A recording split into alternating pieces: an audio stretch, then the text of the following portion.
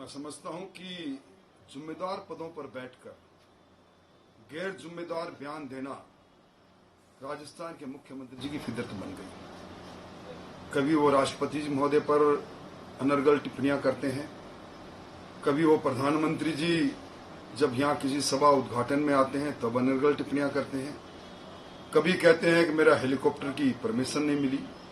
मैं समझता हूं कि अगर गैर जिम्मेदाराना का यह तरीका रहा तो ये उचित नहीं।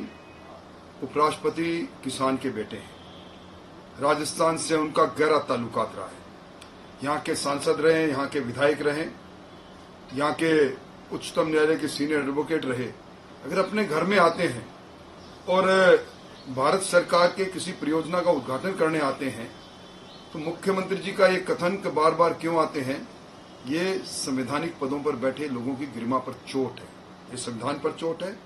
और मैं समझता हूं जिस प्रकार रोज प्रतिदिन संवैधानिक संस्थाओं पर चोट करने की बात करते हैं, उनका दुरुपयोग करने की बात करते हैं, उनकी गंभीरता अपने आप सामने आ जाती है जब उपराष्ट्रपति पद पर एक किसान के बेटे के लिए उनका अपने ही गृह में, अपने ही गृह राज्य में, अपने ही घर में आना उनको नागावर गुजरे।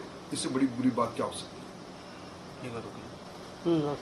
देर रात तक काफी मंत्रणा हुई, अमित शाह जी, जेपी नड्डा जी थे। देखिए, जब कभी भी चुनाव होता है राष्ट्रीय नेतृत्व विचार विमर्श करने आता है। एक सामान्य कामकाज का एक तौर तरीका है। पिछले दिनों हमारी परिवर्तन संकल्प यात्रा पूरी हुई, उसके बारे में पूरी जानकारी हमारे केंद्रीय नेतृत्व को रहे, ये हमारा राज्य नेतृत्व चाहता था। उसी नाते एक बैठक हुई, आगे का रोड मैप बना।